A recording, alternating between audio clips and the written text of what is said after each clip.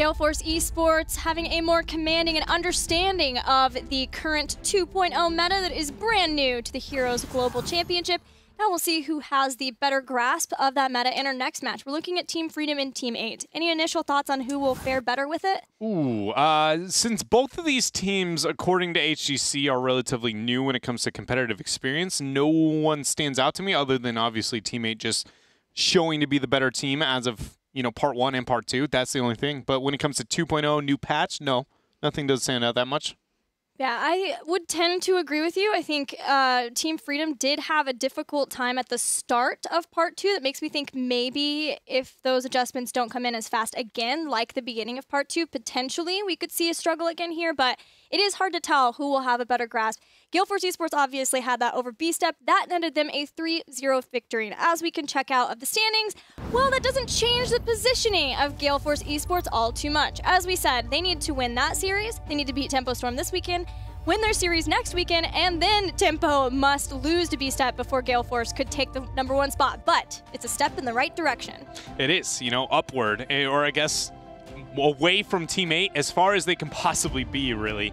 First place may be a desperate and rare situation for Gale Force Esports, but that second place, they're sitting pretty comfortable, and Team 8 wants to make sure that they remain there in the 3rd slot for the playoffs. Yeah, Team 8, the #2 spot is attainable for Team 8, but it will be hard for them too, especially since Gale Force Esports won with a 3-0 over B-Step. That was the thing I was going to say, is that they do have a decent chance as long as Gale Force doesn't 3-0. If a 3-0 suddenly gets into a position where mathematically, if somehow they evenly tie out and going to the 3-0s, then they will lose, and then it makes it that much harder. So, yeah, with Gale Force Esports winning that, it's made Team 8, you know, sit more towards looking towards how do we reserve this 3rd place spot, and conveniently enough, you know, Team Freedom's a nice place to start. Yeah, Team Freedom, though, are not out of Crucible range. And a lot of it, most of it, comes down to their match tomorrow versus no tomorrow. That is going to be such a crucial match for both of those teams. Really probably will determine who ends up in the Crucible spot. But if Freedom can get an upset here, then that changes a lot of things for them. So that's what they are playing for. Let's hear from Freedom as well as Team 8 themselves about this next match. I think it's going to be pretty cool that we get to play on 2.0 because we've been pretty far behind. We've been playing a couple patches back, so it's cool that we can actually practice on live. So what I do in Hero League is actually going to benefit what I do in tournament game, so that's pretty nice. I think Team Freedom seems somewhat inconsistent. Sometimes they really just show up and they just do insanely well, but then other times they just kind of do what a lot of people I think were initially expecting them to do, like around like the middle of the pack. I think as long as we don't underestimate Team Freedom and we play our best, that we should be able to beat them.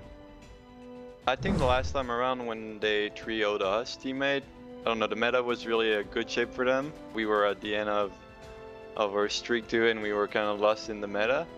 Right now, we just are turning things around with a different approach with the meta, so I think this is how we're gonna have an edge on them with our draft. So far, what do we know about the meta, since Nasmus brought it up for us? We've got Uther and we've got Cassia. That seems to be all that we know is different. When looking at North America specifically, still macro game, still worried about globals and pushing out the map, which means Abathur and Zagara are a thing within our region, because both of those obviously have the globals and the pressure they can have onto the map. But outside of that small flare that we've had and the Uther rising and knowing Cassia is available, nothing yet. The last games that we had from both of these teams, we've seen a lot of focus on Greymane. So possibly even rising higher for both of the teams in the draft. Yeah. Would it benefit either of the teams to ban it? It would benefit Team Freedom. If you can remove any, because we know Gale Force, or not Gale Force, Galarang, when talking about his hero pool and the heroes that are meta versus which ones are not so meta, a lot of his have kind of fallen out, except Greymane. That's one that's still consistently relevant no matter the map. So if you can put that focus ban onto the Greymane, I really feel like it would hurt Team 8 way more than it would Freedom. Well, we are ready to get the draft underway for Game 1, starting with the Battleground pool for the Heroes Global Championship. Battleground 1, Infernal Shrines, picked by Team 8. Team Freedom has banned Battlefield of Eternity. That makes a lot of sense versus Team 8. And a Warhead Junction ban, which is standard, but makes even more sense versus Team Freedom. Yeah, Team Freedom being one of the few teams willing to, you know, take people to a less comfortable territory. But Infernal Shrines for Game 1 is not only very comfortable for Team 8, it matches into the Greymane that we were talking about before the ban. It's one of Greymane's better maps. But one thing in particular that I don't think we'll necessarily see here, but we will be able to see moving forward in 2.0 on Infernal Shrines, is Kerrigan. Now that Uther is in the meta, Uther is one of the best against Kerrigan and one of the best with Kerrigan. It makes more sense to see her rising a little bit more, especially when Uther is relevant, Deathball becomes relevant because he's the best at enabling those things. So suddenly maybe more aggressive, less macro play might happen here after 2.0, but on this map specifically, Kerrigan's one of the few things that stands out to me is more likely to be picked. Yeah, Kerrigan has always been one of the best Shrine Clear heroes in the entire game. We've still seen some Kerrigan picks, specifically in Korea, but not as much and not as highly and not doing as well as she used to be. It used to be an auto win for teams if they could get Kerrigan. Yeah. So now pairing that, allowing her to have the 3 seconds of invulnerability with Divine Shield and letting her build her own shielding from the damage she does with Maelstrom and the rest of her abilities from that, maybe we will have her back. That's such a good point. I'm excited to see. Yeah, it's just one of those. The real reason I feel like why she might rise up is purely based on, because the Uther going up, not only with her, but against her. Because when she leaps in to go for the combo, Uther not only having the cleanse or the lack thereof in the modern day Uther, but the Divine Shield, one of the best against Kerrigan combo, all in burst compositions, which she really is only successful with those type of comps. And that's the one thing. It's when a hero's good with another hero, it doesn't always mean they'll show. But when they're good against them, it's almost inevitable that they will be a problem. It's just whether or not, like NA was the first to back out of the Kerrigan, which is so weird because I felt like we would have been the longest to stick with that kind of deathball-y, brawly hero.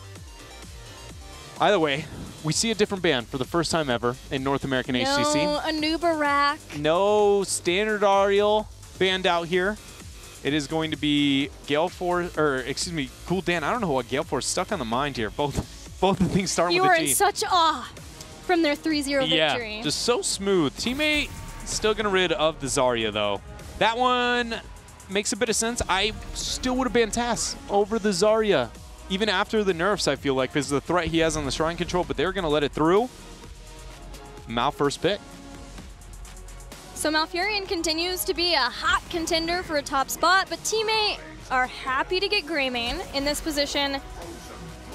Gale Force would have grabbed Abathur, but Anubarak, this is the first time he's been available in a game. So Anubarak and Greymane. Still a dive buddy for Greymane. Anubarak did see some changes. Indeed he did. He had his Locust Worm damage reduced. Yeah, by a lot.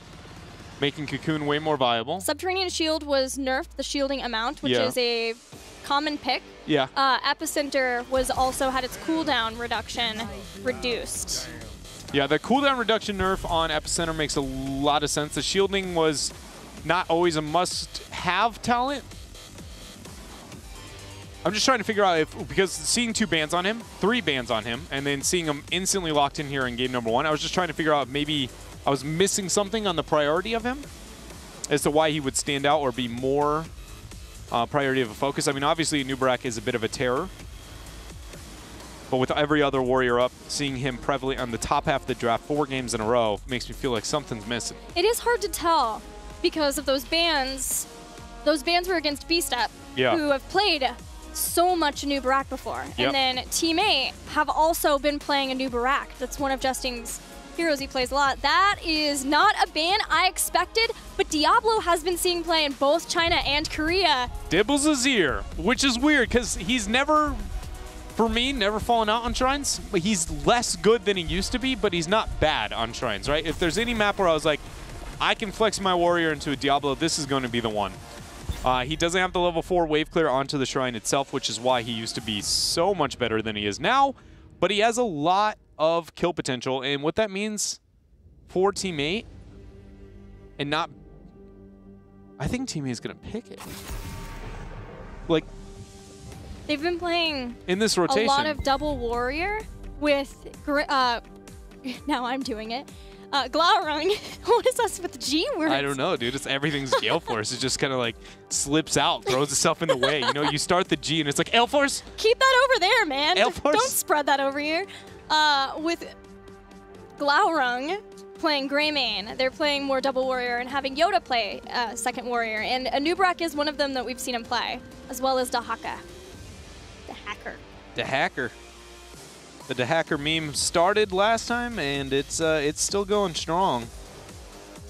Chromie Band versus Teammate. This is one of the main heroes that Teammate has been prioritizing a lot, having Prismaticism in play here, and on Infernal Shrines too.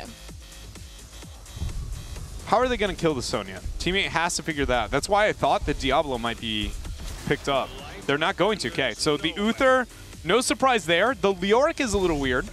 It's not going to be the Tyrael Deathball composition that we know. I mean, I think we can expect that to always be a threat now, right? With Uther being back.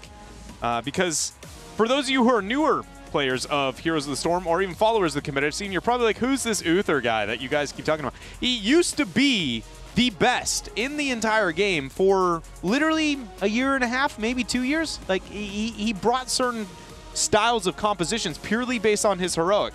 He can innovate the entire meta, and that composition's one of those things that he has just dominated.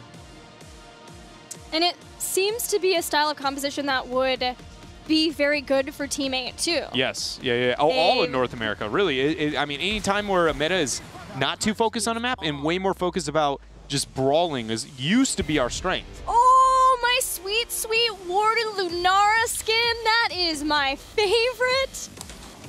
Well, I don't know why, but Freedom's draft has my... No! Would you keep that, please? He's going to last second swap it. And Teammate will pick up the Medivh. Their love of this hero is, again, why I, yes, agree with you that this Death Volley style composition is good for all of NA. It's a possibility for all of NA, but Teammate maybe even more so because they already were playing that style a lot with things like Varian plus Medivh. Yeah, and that's what they're going to have to do again in this game by moving into that Medivh. We see the Lunara into Uther matchup once again, where we talk about, you know, Splintered Spear just makes Uther hate his life so very easily. And then Medivh, to make up for that, Medivh suffers from a lot of the same healing problems that Uther does. Now, doubling that will obviously be able to help, but if your thought process is out-sustained, you don't go for the Medivh. So that shows, once again, more Deathball focus here for Teammate. Not only are they obviously more prone to that and playing the Medivh in the past and Glaurung and what he can make happen there, but their composition didn't need to move into an all-in Medivh style, but with the Uther and the Medivh and the rest of things they built, it's just drop the portal, all in, get a kill.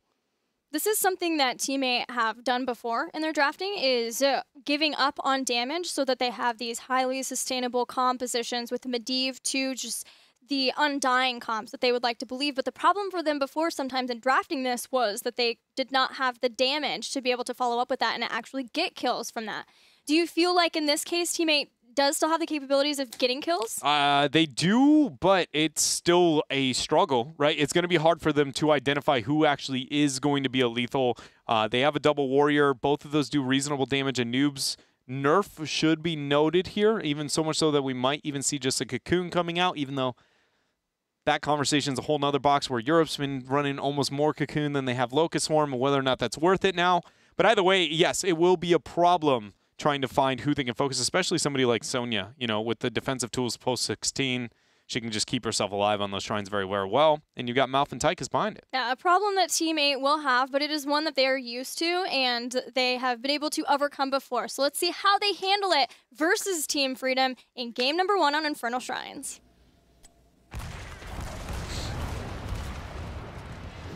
And here on the blue is going to be Teammate with Buds on the Uther. Justin is going to be playing the Anubarak Yoda on Leoric. Glaurung going to be on his famous Medivh. And last here, we're going to have Prismaticism on the Greymane. The members of Team Freedom, one of the newest teams in Professional Heroes, Collusion playing Malfurion, Zagrug playing Muradin, Insomnia will be playing Sonya, trying to sweep up all of the skeletal defenders on the shrines, Dansky playing Tychus, and finally Nasmus playing Lunara. I do have to say the draft for Team Freedom looks completely the same as we would have pre the Heroes 2.0 patch. Yeah, showing a bit more stubbornness once again out of them through major changes. So in the world of 2.0, according to the first drafts, this series should benefit Team 8, was the question that you brought up before, and I was like, I don't really know. Even looking at the draft itself, I don't know if I like teammates as much, to be honest. I don't look at Freedoms as like you know, you're sold, and I'm a huge fan of the Uther Greymane in the current meta. But the Medivh, you know, the Leoric, that type of stuff, it's always, comes down a lot to how I always talk about it, is always risks that aren't needed into a composition, right?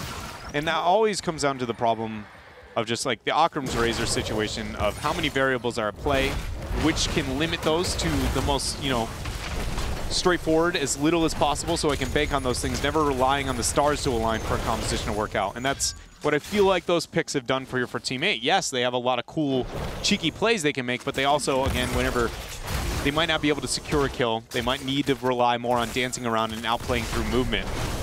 Stun, good root. Justin still got his burrow. His passive should keep, or shield, excuse me, keep him up. So I'm going to ask you the question that I know a lot of people at home, viewers at home, hit me with it, want to know. We have heard so much about double full support Dreadnought, and yet haven't seen it yet. Okay, so do we really want to go down this rabbit hole? I'm not saying that I don't want to. I just want you to be ready to endure the storm. How about after the shrine? Okay. We'll wait for the shrine. To be continued. Zugrug, dwarf tossing in. Medivh there. Gives the shield to himself. Leoric does Wraith walk out, though. A damage output. That is originally, a while ago, a lot of people used to argue that Sonya was a counter to Leoric based on the fact that her damage output could trade into his W. That's not modern-day Sonya matchup, but she still does have the one factor of being able to do a lot of damage during that Wraith walk, to where usually he has to cancel it early, right? One of the few heroes that can casually put out so much damage. He's got to end that. But 20 skeletal defenders, this looks like it's just going to be handed over to Freedom. Teammate doesn't want anything to do with it.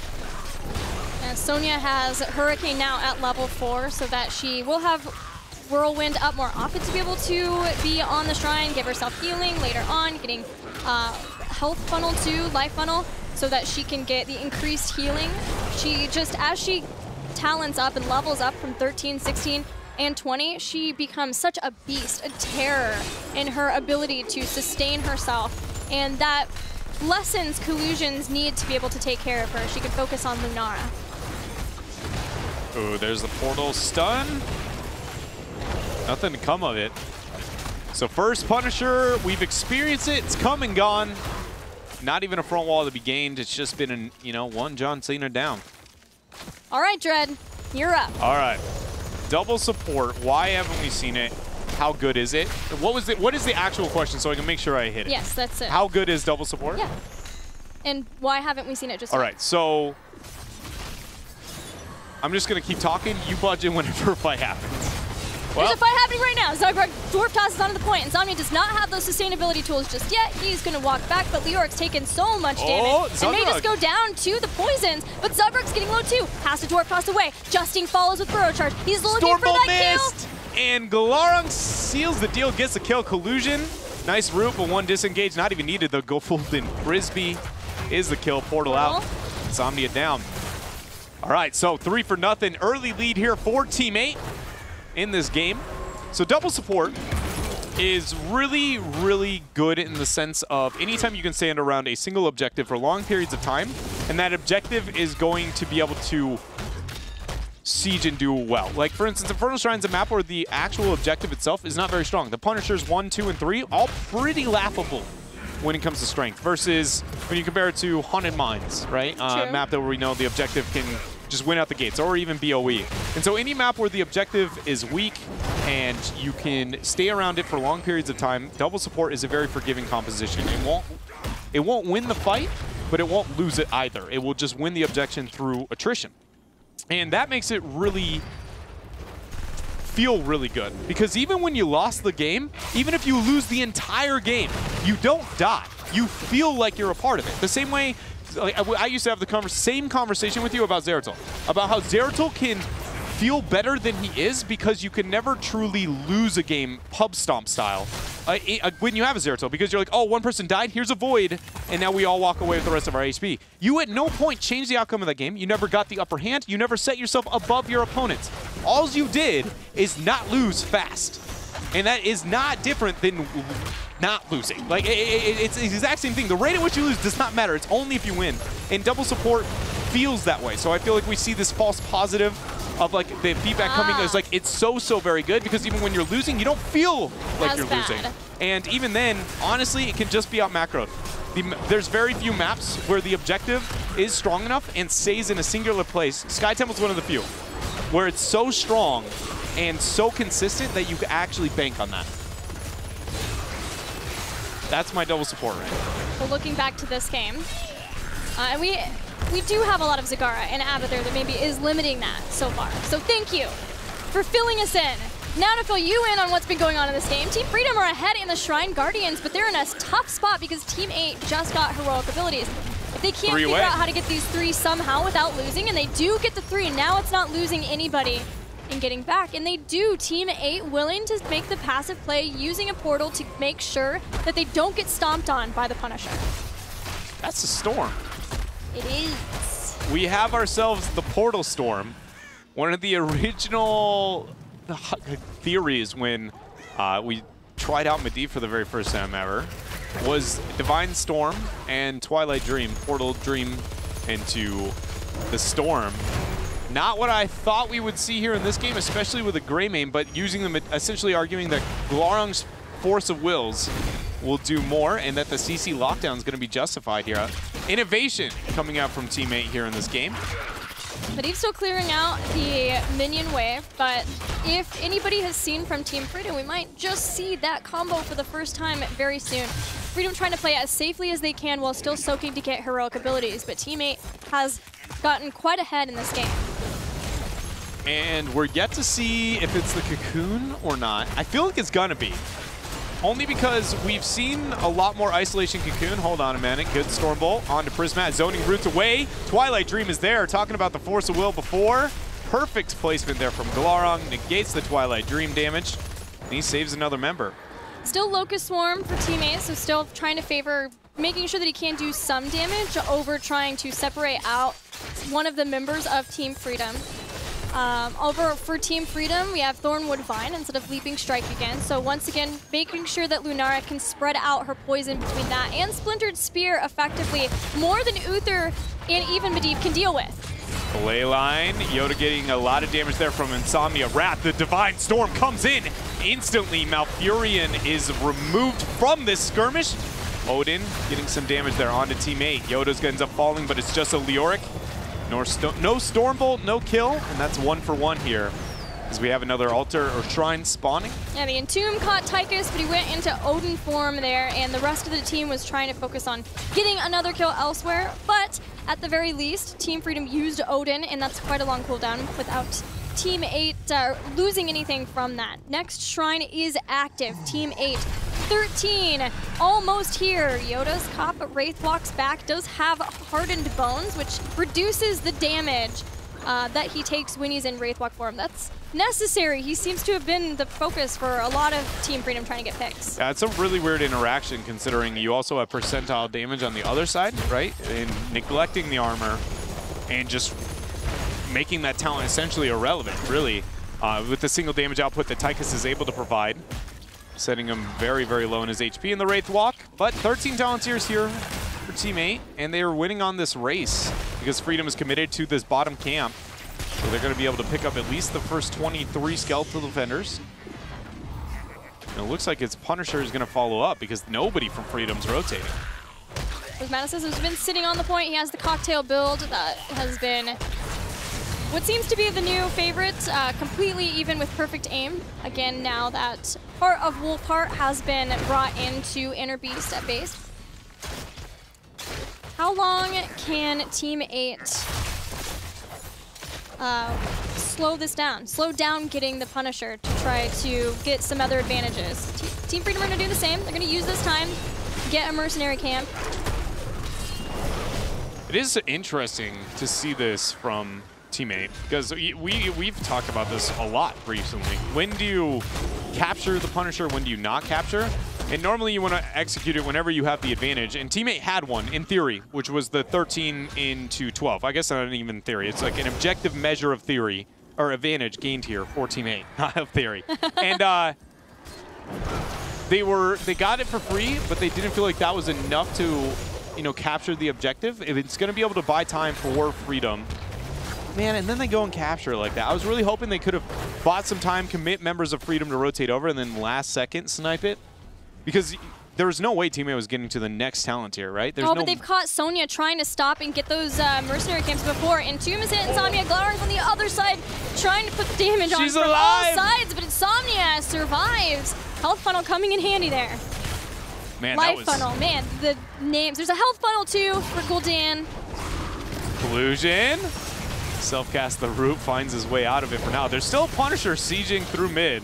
Tychus has been left to deal with that, sending it now to 15% HP. So Teammate pulls Team Freedom up to the top to try to respond and protect Sonya, while the Punisher hangs out and gets this fort in mid. Portal's down, Teammate trying to get through it, make sure that they don't die because they are starting to take a lot of poison damage.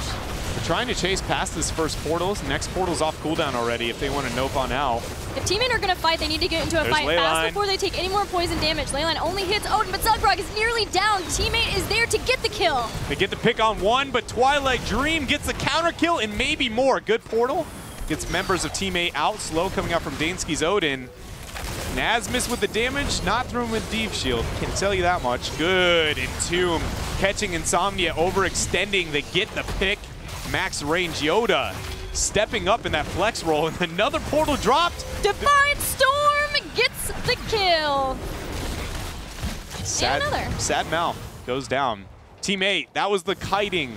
We were talking about the composition, the lack of damage. They don't blow anybody up and win the initial fight, but in the long run, with their mobility, with their kiting, they really can make some fancy plays, and showing once more here against Freedom as they've got themselves now a 2-level lead and 16 talent tier. The world is going to be theirs. What do they get with this time? Yeah, their big turnaround was getting the Sonya kill, but even waiting out Odin, going all the way back so they could heal up and wait for Odin to be down so that there wasn't as much damage for Team Freedom.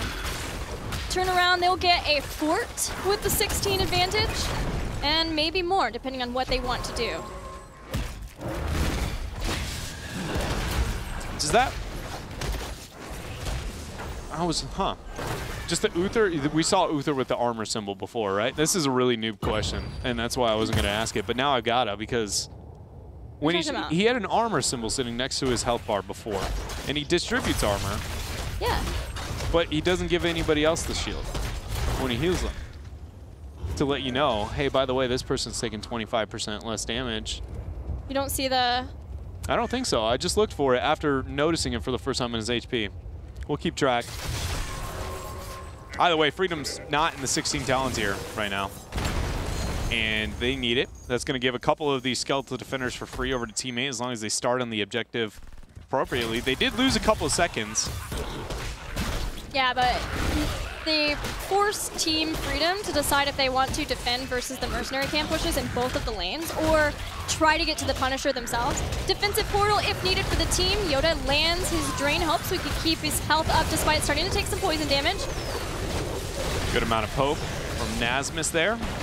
As Freedom is now, at least when it comes to territory, controlling the shrine. They're still just catching up when it comes to the defenders. 4 separate the two. Yeah, adjusting. Already popped the Locust Swarm. Roots on top of the portal. Collusion was in a rough spot if all of the team deathballed through there. Leyline Seal hits 3. Insomnia is not hit from this. Impale throws her up in the air. She gets back out. Divine Storm. Only hits 2, and the Entomb is on to Nasmus, but he ends up surviving barely by the skin of his teeth. Every member of Freedom is alive, but 28 skeletal defenders for Team 8. Freedom caught up a lot, though. They're going to try and force this. They're going in. All right, Insomnia is back in there. Collusion has not used Twilight Dream yet. He's trying to sneak forward as best he can to hit the perfect one against They can't move down. Do not move down. Oh, gosh. They're going to move down through the Punisher, which means that's a free leap onto somebody. How far can they make it out? The Punisher goes in on Insomnia, follows through on Zugrug, and 2 members down for Team 8. Probably more, because that is a perfect portal from Team 8. They catch Tychus out slow, hitting Collusion while the rest of the team deals with Nasmus. Collusion will make it out with his life, but that hurts. It does. With 20 seconds minimum of just I mean, that's only a man advantage. Then it's going to be a 20 advantage after this front wall. It's going to be a keep going down teammate here. They still have the camp pressuring bottom. Things are great right now for Team 8. It's very much going to be their game to lose at this point with a 3-level lead, 3.5. And that was the entire time. Locust Swarm was popped very early. Divine Storm wasn't opened up optimally. And still, Freedom was not able to win that fight.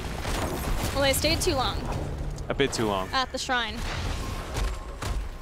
Team Freedom respawning to deal with the rest of the Punisher. Team 8 are making the rotation into mid, and they still have a little bit of time left on the Punisher's health bar where they can take down the towers and open up this keep for a potential push. Oh, baby. Wow. Nasmus decided to throw down the R button, and quickly the members of Team 8 showing their respect to the poison. Oh, we got upgraded? Divine Storm coming out from Uther. He was holding on to it for a long while, but he eventually commits. Uther is one of, like ETC, one of those few heroes that you, in theory, should never capture your 20 based on the fact that you can go for the resurrect when you're dying. And actually, so what happens is if you capture it, it goes off your first death. But what you can do is just wait until you're dying, last second, capture it, and then you're free for the resurrect, right? The problem with that is if Uther dies at a point where it's not game losing and you don't want to waste your passive, are you just the sprays? If you guys didn't know this, Medivh can throw that down while in bird form, which is one of the more infuriating things that so you he's just can do. giving you the diva badge Yeah. with the bunny, While he's following you and you around. can't do anything about it. Like as if him hovering above me wasn't enough. Exactly. He is infuriating. While you talk about Divine Hurricane, and that may come back to bite teammate, it does seem to be more focused on just trying to win the next team fight outright before Team Freedom gets 20. I am interested in a Hive Master, which is a new Barak upgrade. Yeah. If you guys don't know what this does, it basically makes a permanent locust. You can see it there. It goes out and does damage, and then comes back and essentially gives you the health that it does damage of. It's a vampire locust is what it's called. Yeah, he's like a permanent 4th locust that's always around, hanging out. Yeah, it's like, I've never seen this talent pick, so like very OP interesting. Tinkerbell or something. You know what I mean? Just Navi. flying around as an assistant and giving you HP all the time. Pretty dope. But what I was talking about with the 20 upgrade, because the Uther, you can sacrifice 1 life and not end up using your passive. You should always just wait onto it like you do the death metal. But he committed. He all-in'd very early on, showing that Team 8, it's one of those things where it's just hiding information. It's not that big of a deal. But Team 8 now has shown that they are 1 portal Divine Storm away from winning the game. And if they get the right one, it is going to devastate the members of Freedom. Because the reason why Divine Storm kind of fell out for a long time, other than the cooldown nerf, is just the fact that it's really hard to get in position. And Medivh kind of solves all those problems. And the radius is huge. Is ginormous with Diviner Hurricane. So we'll see if Team 8 can get that fight, the right fight that they would like, before Team Freedom gets to 20. Freedom are open to it. They're here fighting. Justing has caught Zugrock. We see Odin go down, and Team Freedom realizing the situation that they have to get your Leyline Seal. Hits a lot, but Zugrock is staying alive. He's keeping himself up. He hasn't gone down. Divine Storm's not even enough, but Locust Swarm eventually getting the pick. Insomnia spinning to win. A lot of damage going on to Team 8, but not a single member has died, as 4 members of Freedom are dead already. Dansky looking to join them, and this looks like we have a game going over to Team 8. Nice impale from Justing. Hive Master whittling away from the health bar of Tychus. Team 8 take down Team Freedom in game number 1 on Infernal Shrines. Take a minute here to appreciate the core killing. It's always so sad when you're the dead team in this situation, because you know the outcome and you can't make it come any faster. Does anyone spray by the core? I mean, that would have been Wasted the cherry on top opportunity. coming out from Glarong there. Maybe they'll wait and do that game 3 if they're, or whatever game if they're able to win. Diva badge, Diva badge, all day. Take my bunny, whatever thing that is on her. It's a little bunny, right? Yeah. She got going on. I don't know. I haven't actually seen that spray until right there. That was the first time. I'm more on the BM question mark, but that's just me. Everyone loves that Varian spray. BM question marks are the greatest thing in the world of bad mannerness. It really is, because it is just enough to where you know what message I'm trying to send, but just enough to where an average bystander's dropping by doesn't really totally get, like, a question mark isn't necessarily rude. You're just trying to understand what they're doing. You just know that I obviously mean it in the worst way possible. I know, but that's because I know you. Yes, exactly. Yeah. All right. I have to pose the question now. This is the second time that Uther versus Lunara has won for Uther. Now, is this maybe where he doesn't have as much of an issue before, or is this on execution? He doesn't have as big of a problem. He's just way better of a support than he was before. But this composition, he had a pseudo support to be able to help him out. That's true. And the entire time his team was ahead, so like we never really got to see a total full team fight. But he doesn't have any reason to directly heal better. He minimizes the damage a little bit for the 2 seconds with the armor, but more than anything, it's what he does everywhere else that makes up for it. He still suffers into AoE damage, but if, for instance, I don't know, a squishy person's diving and has that 75 bonus armor, suddenly it's going to make up for that problem, and he'll be more successful here. So still a problem, not the reason these games are going the other way, though. All right, well, that's game one in the bag. We're going to take a break, and when we come back, more HGC.